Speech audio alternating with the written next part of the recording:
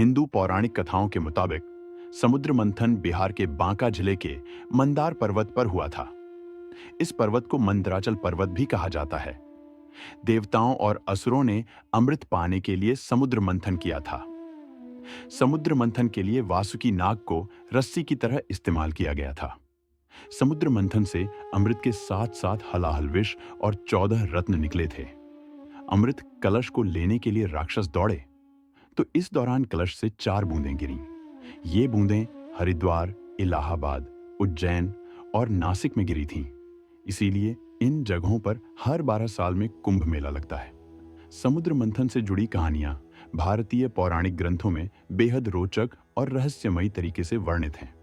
समुद्र मंथन से कई चीजें निकली थीं, जिनमें अमृत, कौस्तुभ मणि, ऐरावत हाथी, कामधेनु, पारिजात वृक्ष, वारुणी, चंद्रमा, पांचजन्य शंख, शारंग धनुष वगैरह शामिल हैं। यह केवल एक प्रतीकात्मक कथा नहीं है, बल्कि इसमें छुपे गहरे संदेश जीवन के हर पहलू को छूते हैं। कहते हैं, जब समुद्र मंथन के समय अमृत कलश निकला तो देवताओं और असुरों के बीच उसे पाने के लिए होड़ मच गई। भगवान विष्णु ने एक सुंदर स्त्री मोहिनी का रूप धारण कर अमृत बांटना शुरू किया।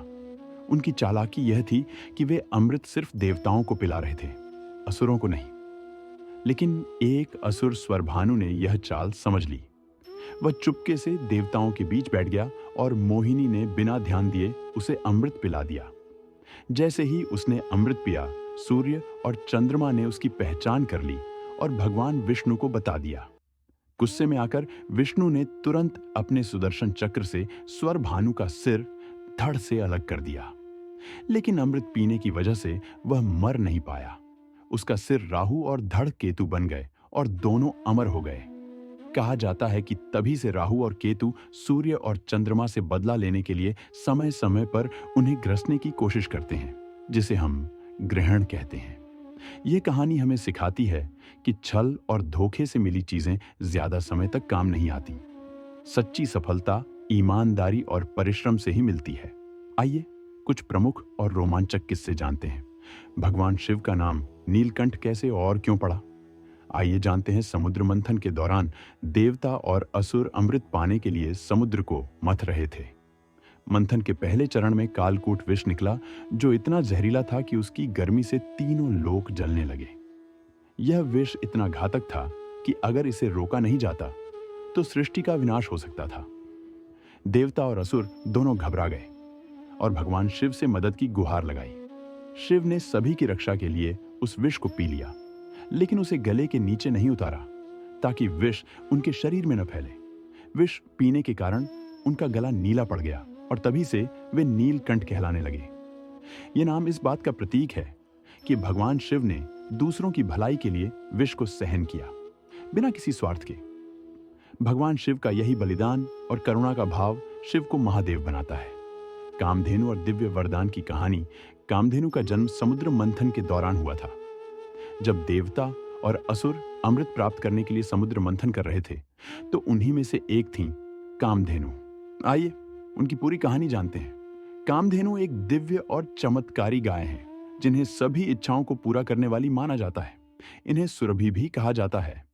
इनके शरीर में सभी देवताओं का वास होता है और यह संपन्नता और समृद्धि की प्रतीक है। देवताओं ने कामधेनु को आर्षियों को सौंप दिया ताकि वे यज्ञ और धार्मिक कार्यों में इसका उपयोग कर सकें।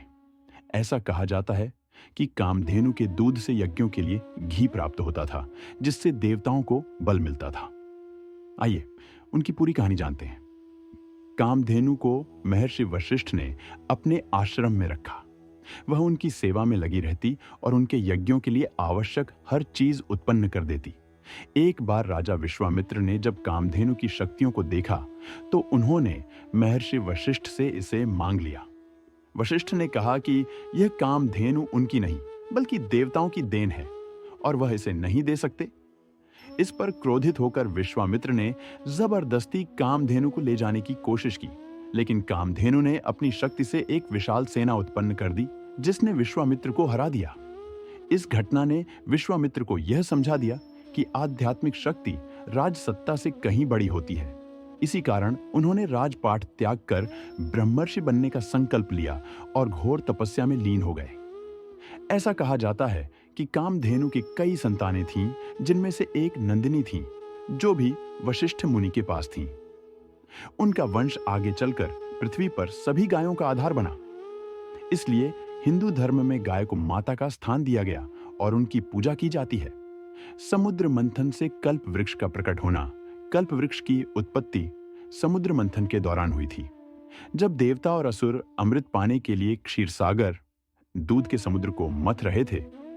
यह वृक्ष इतना अद्भुत था कि इसके पत्ते सोने के थे और इसकी शाखाओं पर कीमती रत्न झिलमिलाते थे। कहा जाता है कि इसके नीचे बैठकर जो भी सच्चे मन से कुछ मांगता, उसकी हर इच्छा पूरी हो जाती थी। इंद्रदेव ने कल्प वृक्ष को अपने स्वर्गलोक में स्थापित कर दिया ताकि देवता और अन्य स्वर्गवासी इससे लाभ उठा सकें। इसीलिए इसे देवताओं का वृक्ष भी कहा जाता है। पौराणिक मान्यता के अनुसार यह वृक्ष स्वर्ग में स्थित है, लेकिन कहा जाता है कि धरती पर भी कुछ वृक्षों को कल्प वृक्ष का स्वरूप माना जाता है। जैसे बरगद का पेड़, पीपल का पेड़, इन वृक्षों की पूजा इसलिए की जाती है क्योंकि वे हमें ऑक्सीजन देते हैं, वातावरण को शुद्ध करते हैं और लंबे समय तक जीवित रहते हैं। इन्हें धरती पर कल्प वृक्ष का प्रतीक मानकर सम्मान दिया जाता है। इन वृक्षों से सुख, समृद्धि और शांति का आशीर्वाद मिलता है और परिवार में खुशहाली बनी रहती है। समुद्र मंथन और उच्चय श्रवा का प्रकट होना। उच्चय श्रवा की उत्पत्ति समुद्र मंथन के दौरान ही हुई। यह घोड़ा श्वेत रंग का था, जिसकी 7 गर्दनें थीं और इसे स्वर्गीय संपत्तियों में गिना गया। इसकी गति वायु से भी तेज थी और यह आकाश में उड़ने में सक्षम था। उच्चय श्रवा के प्रकट होते ही देवताओं के राजा इंद्र ने इसे अपने वाहन के रूप में स्वीकार कर लिया। उनका मानना था कि ऐसा दिव्य घोड़ा देवताओं के स्वामी के पास ही होना चाहिए, लेकिन असुरों के राजा बलि ने इसका विरोध किया। बलि का तर्क था कि समुद्र मंथन देवताओं और असुरों दोनों ने मिलकर किया है, इसलिए इस पर असुरों का भी अधिकार है। हालांकि इंद्र ने अपनी दिव्यता और शक्ति के बल पर उच्चय श्रवा को अपने पास ही रखा। इसके बाद यह घोड़ा स्वर्गलोक का प्रतीक बन गया, जो इंद्र के ऐश्वर्य और शक्ति को दर्शाता था। उच्चय श्रवा और रेवती की कथा एक अन्य पौराणिक कथा के अनुसार, एक बार रेवती नामक एक अप्सरा ने उच्चय श्रवा को देखकर इसकी सुंदरता की प्रशंसा कर दी। इस पर उसका पति कश्यप आर्षि क्रोधित हो गया और रेवती को श्राप दे दिया कि वह धरती पर जन्म लेगी। यह घटना दर्शाती है कि उच्चय श्रवा न केवल शक्ति और गति का प्रतीक था, बल्कि इसकी सुंदरता भी अप्सराओं और देवों को मोह लेने वाली थी। ऐरावत हाथी की पौराणिक कहानी। ऐरावत का जन्म समुद्र मंथन के दौरान हुआ था। ऐरावत भारतीय पौराणिक कथाओं में एक दिव्य हाथी है, जिसे देवताओं के राजा इंद्र का वाहन कहा जाता है। इसकी उत्पत्ति, शक्तियां और इससे जुड़ी कहानियां बेहद रोचक और गहरी हैं। आइए इसकी कथा विस्तार से जानते हैं। एक बार की बात है जब आर्षि दुर्वासा ने इंद्र को एक दिव्य माला भेंट की। इंद्र ने उस माला को ऐरावत के गले में डाल दिया, लेकिन ऐरावत ने माला को सूंड से उठाकर नीचे फेंक दिया। यह देखकर दुर्वासा बहुत क्रोधित हो गए। उन्होंने इंद्र को श्राप दिया कि उनका ऐश्वर्य नष्ट हो जाएगा और देवता अपनी दिव्यता खो देंगे। इस श्राप के कारण इंद्र और देवताओं की शक्ति कमजोर पड़ गई और असुरों ने स्वर्ग पर आक्रमण कर दिया। इस घटना ने यह सिखाया कि अहंकार और उपेक्षा के कारण महानता भी मिट सकती है। कौस्तुभ मणि की पौराणिक कथा। कौस्तुभ मणि हिंदू पौराणिक कथाओं में एक दिव्य रत्न है, जिसे समुद्र मंथन के दौरान प्राप्त रत्नों में सबसे मूल्यवान माना जाता है। इसकी चमक और आध्यात्मिक महत्व इतना अद्भुत है कि यह भगवान विष्णु के हृदय पर सदैव विराजमान रहती है। आइए इस रहस्यमयी और दिव्य मणि की पूरी कथा जानते हैं। इस मणि को देखकर देवताओं और असुरों के बीच इसे पाने की होड़ लग गई। सभी इसे अपने पास रखना चाहते थे। अंततः देवताओं के बीच यह निर्णय हुआ कि कौस्तुभ मणि को भगवान विष्णु के पास रहना चाहिए, क्योंकि वे सबसे शक्तिशाली, न्यायप्रिय और संतुलित देवता थे। एक और कथा के अनुसार रावण भी इस मणि को प्राप्त करना चाहता था, क्योंकि उसे लगता था कि यदि यह मणि उसके पास आ जाए तो वह अजेय हो जाएगा। लेकिन भगवान विष्णु ने उसकी यह इच्छा पूरी नहीं होने दी और उसे परास्त किया। यह दर्शाता है कि दिव्यता और शक्ति का अधिकार केवल उसी को मिलता है जो उसके योग्य होता है। भगवान विष्णु ने इसे अपने कंठ या हृदय पर धारण किया, तभी से यह मणि उनके दिव्य आभूषणों में से एक बन गई। इसीलिए भगवान विष्णु को कौस्तुभधारी भी कहा जाता है। यह मणि उनके पास इसलिए रही ताकि वह सभी लोकों में संतुलन और शांति बनाए रख सकें। समुद्र मंथन से रंभा का प्रकट होना, रंभा का जन्म समुद्र मंथन के दौरान हुआ था। जब देवताओं और असुरों ने अमृत पाने के लिए क्षीर सागर का मंथन किया, तब वहां से कई दिव्य रत्न और जीव प्रकट हुए। इन्हीं में से एक थी अप्सराएं, और उनमें सबसे सुंदर और मनमोहक रंभा थी। अप्सराएं स्वर्गलोक की नृत्यांगनाएं थीं, जिनका कार्य था देवताओं के दरबार में नृत्य कर उनका मनोरंजन करना। इसके साथ ही उन्हें कई बार असुरों और ऋषियों की तपस्या भंग करने के लिए भी भेजा जाता था। रंभा से जुड़ी सबसे प्रसिद्ध कथा है उनकी और महर्षि विश्वामित्र की। महर्षि विश्वामित्र घोर तपस्या कर रहे थे ताकि वे ब्रह्मर्षि का पद प्राप्त कर सकें। उनकी तपस्या इतनी प्रबल थी कि इंद्र को भय हुआ कि कहीं विश्वामित्र अपनी शक्ति से स्वर्ग पर अधिकार न कर लें। इंद्र ने विश्वामित्र की तपस्या भंग करने के लिए रंभा को भेजा। रंभा ने अपनी मोहक अदाओं और मधुर नृत्य से विश्वामित्र का ध्यान भटकाने की पूरी कोशिश की, लेकिन विश्वामित्र ने रंभा के इस प्रयास को पहचान लिया और क्रोधित होकर उसे श्राप दे दिया। उन्होंने कहा, हे रंभा, तुमने मेरी तपस्या भंग करने का प्रयास किया है, इसलिए मैं तुम्हें श्राप देता हूं कि तुम हजारों वर्षों तक पत्थर की मूर्ति बनकर रहोगी।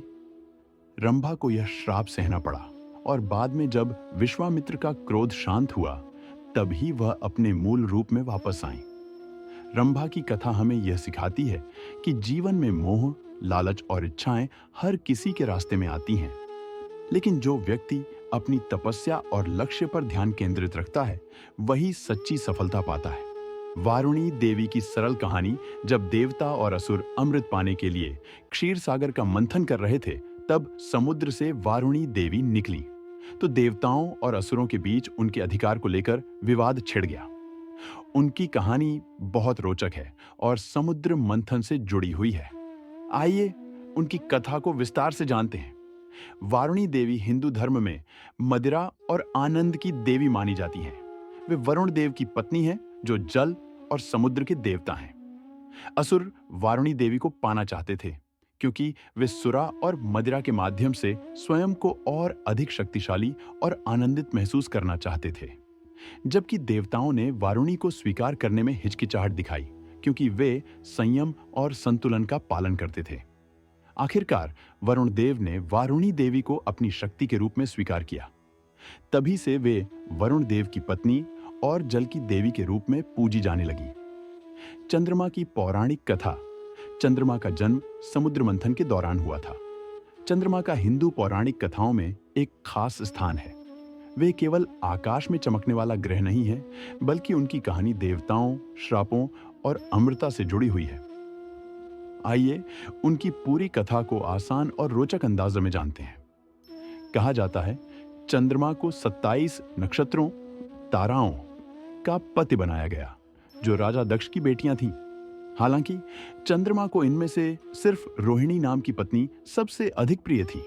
जब बाकी 26 पत्नियों ने चंद्रमा की इस पक्षपात भरी प्रवृत्ति की शिकायत अपने पिता दक्ष से की, तो दक्ष को बहुत गुस्सा आया। उन्होंने चंद्रमा को श्राप दिया कि उनकी चमक धीरे धीरे कम होती जाएगी। श्राप के कारण चंद्रमा का तेज घटने लगा और वे कमजोर पड़ने लगे। देवताओं ने इस स्थिति को देखकर दक्ष से निवेदन किया कि वे अपना श्राप वापस लें, लेकिन दक्ष ने ऐसा करने से मना कर दिया। चंद्रमा ने भगवान शिव की घोर तपस्या की और उनसे मदद मांगी। शिव जी ने प्रसन्न होकर चंद्रमा को अपने मस्तक पर स्थान दिया। सही शिव जी ने अपनी जटाओं में चंद्रमा को स्थान देकर उनकी महिमा बढ़ा दी।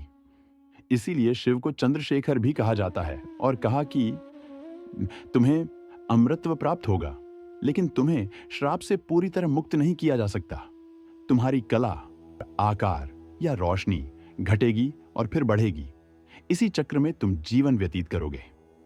इसी कारण चंद्रमा घटते और बढ़ते रहते हैं, जिसे हम अमावस्या और पूर्णिमा के रूप में जानते हैं। महालक्ष्मी का पुनर्जन्म कैसे हुआ? आइए इसे कहानी के माध्यम से जानते हैं। समुद्र मंथन के दौरान महालक्ष्मी जी समुद्र से प्रकट हुई।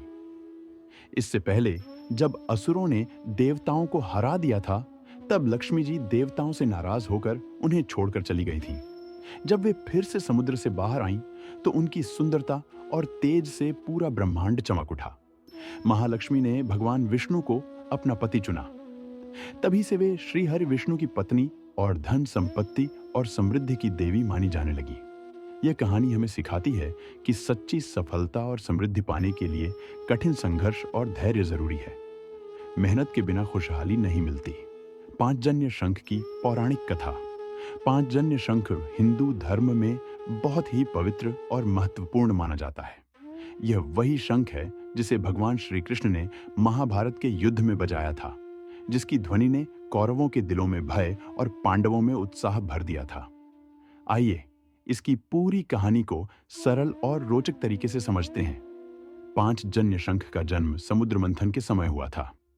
इस शंख का भगवान श्री कृष्ण से एक खास संबंध है। इसकी एक रोचक कथा है। जब श्री कृष्ण गुरुकुल में शिक्षा ग्रहण कर रहे थे, तब उनके गुरु संदीपनी मुनि का पुत्र एक राक्षस के द्वारा अपहरण कर लिया गया था। यह राक्षस पांचजन्य नाम का एक समुद्री असुर था, जो समुद्र में एक विशाल शंख के रूप में रहता था। श्री कृष्ण ने समुद्र में जाकर इस राक्षस का वध किया और उसके शरीर से यह दिव्य शंख प्राप्त किया। इस शंख का नाम उसी राक्षस के नाम पर पांचजन्य शंख रखा गया। इसके बाद श्री कृष्ण संदीपनी मुनि के पुत्र को राक्षस के चंगुल से छुड़ाकर वापस लाए। कहा जाता है, महाभारत के युद्ध में जब कौरवों और पांडवों की सेनाएं आमने सामने थीं, तब युद्ध शुरू होने से पहले सभी योद्धाओं ने अपने अपने शंख बजाए। श्री कृष्ण ने पांचजन्य शंख बजाकर युद्ध की शुरुआत की। कहा जाता है कि इस शंख की ध्वनि इतनी तीव्र और प्रभावशाली थी कि इससे कौरवों का साहस डगमगा गया और पांडवों को बल और प्रेरणा मिली। महाभारत के अनुसार जब यह शंख बजता था, तो आसमान कांप उठता था और उसकी ध्वनि चारों दिशाओं में गूंजती थी। शंख की ध्वनि हमें यह याद दिलाती है कि ऊर्जा और सकारात्मकता को जगाना हमारे हाथ में है। शारंग धनुष की पौराणिक कहानी। समुद्र मंथन के दौरान शारंग धनुष का जन्म हुआ था। यह धनुष इतना शक्तिशाली था कि इसे केवल परमात्मा ही धारण कर सकते थे। इसलिए इसे भगवान विष्णु ने स्वीकार किया। भगवान विष्णु ने इस धनुष का उपयोग कई बार किया, विशेषकर अपने अवतारों में। रामायण में भगवान राम, जो विष्णु के अवतार थे, ने शिव धनुष को तोड़कर सीता माता से विवाह किया, लेकिन उनका असली दिव्य धनुष शारंग ही था। यह उनकी आध्यात्मिक और दिव्य शक्ति का प्रतीक था। महाभारत में श्री कृष्ण, जो विष्णु के अवतार थे, ने भी शारंग धनुष को धारण किया। महाभारत के युद्ध में जब भी श्री कृष्ण ने शस्त्र उठाने की प्रतिज्ञा की बात की, तो यही शारंग धनुष उनकी शक्ति का प्रतीक बना। एक और रोचक प्रसंग यह है कि भगवान परशुराम, जो विष्णु के अवतार माने जाते हैं, उन्होंने भी शारंग धनुष का उपयोग किया। भगवान विष्णु ने शारंग धनुष केवल तब उठाया जब अनिवार्य था। यह हमें सिखाता है कि अपनी शक्ति का प्रयोग सोच समझकर करना चाहिए। भगवान धन्वंतरी का प्रकट होना। समुद्र मंथन के अंतिम चरण में भगवान धन्वंतरी प्रकट हुए। जब देवता और असुर अमृत पाने के लिए समुद्र मंथन कर रहे थे, तो अंत में भगवान धन्वंतरी समुद्र से निकले। उनके एक हाथ में अमृत कलश और दूसरे हाथ में आयुर्वेद ग्रंथ था। वे तेजस्वी, सुनहरे आभा से युक्त और नीले वस्त्र धारण किए हुए थे। धन्वंतरी जी आयुर्वेद के जनक माने जाते हैं और उन्होंने देवताओं को अमृत देकर उनकी शक्तियों को पुनः जागृत किया। हर साल कार्तिक महीने के कृष्ण पक्ष की त्रयोदशी तिथि को धनतेरस मनाई जाती है। यही कारण है कि हर धनतेरस पर लोग भगवान धन्वंतरी और धन की देवी मां लक्ष्मी की पूजा करते हैं, ताकि जीवन में आरोग्य और समृद्धि बनी रहे। भगवान धन्वंतरी की कहानी हमें सिखाती है कि जीवन में सबसे बड़ी संपत्ति धन नहीं, बल्कि स्वास्थ्य है। बिना अच्छे स्वास्थ्य के सारी खुशियां अधूरी हैं। आयुर्वेद हमें बताता है कि प्रकृति के साथ तालमेल रखकर, सही खान पान और दिनचर्या अपनाकर हम एक लंबा और स्वस्थ जीवन जी सकते हैं। अमृत कलश की पौराणिक कथा। अंत में अमृत कलश के बाहर आते ही असुरों की लालच भरी निगाहें उस पर टिक गईं। वे चाहते थे कि अमृत सिर्फ उन्हें मिले, ताकि वे भी अमर हो जाएं और देवताओं को हमेशा के लिए पराजित कर सकें। अमृत कलश के प्रकट होते ही देवता और असुर दोनों उसकी ओर लपके। असुरों ने छल से कलश छीन लिया और भागने लगे। देवताओं ने भगवान विष्णु से सहायता मांगी। तभी विष्णु ने एक योजना बनाई। वे एक मोहक और दिव्य रूप धारण करके मोहिनी नाम की अप्सरा बने। मोहिनी इतनी सुंदर थी कि असुर उसके वश में हो गए। मोहिनी ने कहा, मैं अमृत को बराबर बांटूंगी, पर शांति से बैठो। असुर उसकी बातों में आ गए और एक कतार में बैठ गए। तभी मोहिनी ने चतुराई से अमृत देवताओं को पिलाना शुरू कर दिया, जबकि असुर केवल देखते रह गए। लेकिन एक असुर स्वरभानु ने मोहिनी की चालाकी समझ ली। वह एक देवता का रूप धारण कर अमृत पीने बैठ गया। जैसे ही उसने अमृत पिया, सूर्य और चंद्रमा ने उसकी पहचान कर ली और भगवान विष्णु को बता दिया। क्रोधित विष्णु ने तुरंत अपने सुदर्शन चक्र से उसका सिर धड़ से अलग कर दिया। लेकिन क्योंकि उसने अमृत पी लिया था, उसका सिर और धड़ दोनों अमर हो गए। स्वरभानु का सिर राहु और धड़ केतु बन गया। यही कारण है कि राहु और केतु आज भी सूर्य और चंद्रमा से बदला लेने के लिए ग्रहण लगाते हैं। कहा जाता है कि अमृत कलश को सुरक्षित रखने के लिए भगवान इंद्र उसे लेकर 4 स्थानों हरिद्वार, प्रयागराज, उज्जैन और नासिक पर गए थे। इन जगहों पर अमृत की कुछ बूंदें गिर गईं, जिससे ये स्थान पवित्र हो गए। इसी के आधार पर इन 4 स्थानों पर कुंभ मेले का आयोजन होता है, जहां करोड़ों श्रद्धालु आस्था की डुबकी लगाकर मोक्ष की कामना करते हैं। समुद्र मंथन की यह कथा हमें कई गहरी बातें सिखाती है। संघर्ष के बिना सफलता नहीं मिलती। जैसे देवताओं ने अमृत पाने के लिए कठिन समुद्र मंथन किया, वैसे ही जीवन में भी बिना संघर्ष के कुछ हासिल नहीं होता। जैसे भगवान विष्णु ने मोहिनी का रूप धरकर चतुराई से देवताओं को अमृत दिलाया, यह हमें सिखाता है कि केवल बल ही नहीं, बुद्धि भी जरूरी है। अमृता और मोक्ष, शारीरिक अमृता का कोई अर्थ नहीं है। असली अमृता आत्मा की शुद्धि और मोक्ष में है। विष और अमृत दोनों जीवन का हिस्सा हैं। बस हमें शिव की तरह विष को सहने और लक्ष्मी की तरह समृद्धि को सही तरीके से अपनाने की कला सीखनी है। आपको इनमें से कौन सी कहानी सबसे ज्यादा रोमांचक लगी? हमें कमेंट बॉक्स में बताएं। आपके सहयोग के लिए दिल से धन्यवाद। हर हर महादेव।